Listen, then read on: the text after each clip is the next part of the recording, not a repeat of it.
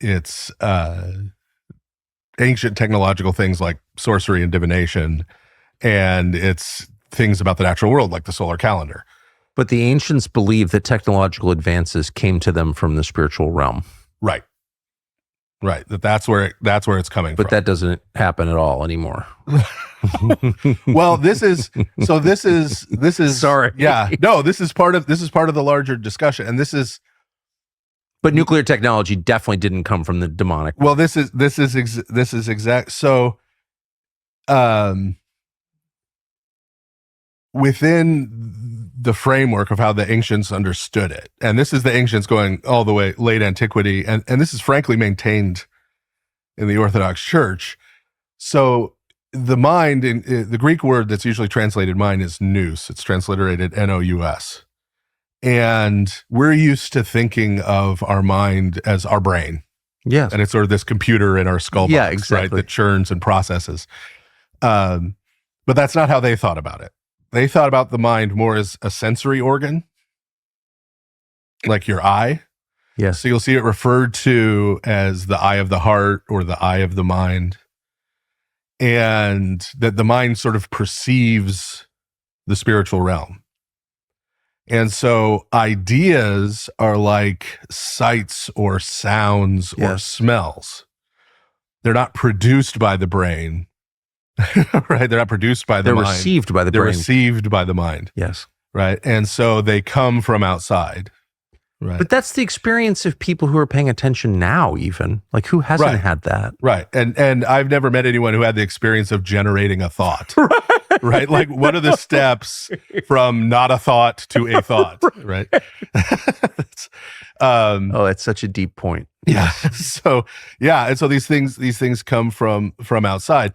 And so this is in the genealogy of Cain in Genesis, right? It's Cain's descendants who invent metallurgy and use it to make weapons, right? And who discover divination and who discover music and use it for seduction and right for these other things, right? Because and the idea is that these demonic spirits that are antithetical to humanity bring knowledge to humans before they're ready for it. Right? That a time would come when humanity had reached a level of spiritual maturity when they could receive this knowledge, yes, and put it to proper use. And so it gets revealed early. Right? And that begins with the serpent in the garden. Right? The tree of the knowledge of good and evil is not itself evil. Right? So Adam is created, humanity is created innocent, right? But innocent like a child is innocent.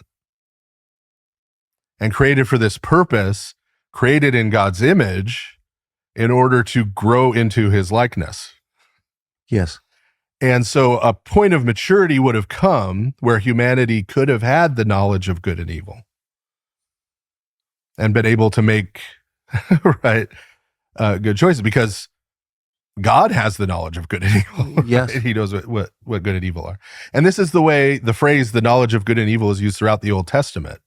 It's used to refer to a child coming to sort of what we would call the age of accountability, coming to the age where they understand good and evil, right and wrong. And so the serpent comes and promises, the devil comes and promises, no, God doesn't want you to have this because he doesn't want you to be like him. Here's the shortcut. Get this knowledge now before you're prepared for it. And it brings about destruction.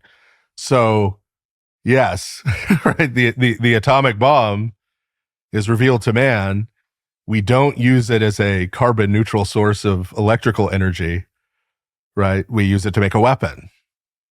And I don't know if you're aware of this or not, but Nagasaki was the most Christian city in Japan. I'm highly aware of it. I'm highly aware of it. And yes. It's one of the first things it gets used for. Yes. Is to wipe out. I'm fixated on it, actually. Wipe out most of the Christian population of Japan. So they zeroed in on a church. Yeah. Yeah. So, and that infuriates people when you say it, but it's true. Yeah. So that's a pattern, right? And so, yeah, that is the understanding. And so they're not, the promise is always, oh, I'm going to give you the secret knowledge. This is going to give you power. This is going to give you control. This is going to give you influence. This is going to give you X, Y, Z, right? But ultimately, it ends up being toward humanity's destruction. Yes.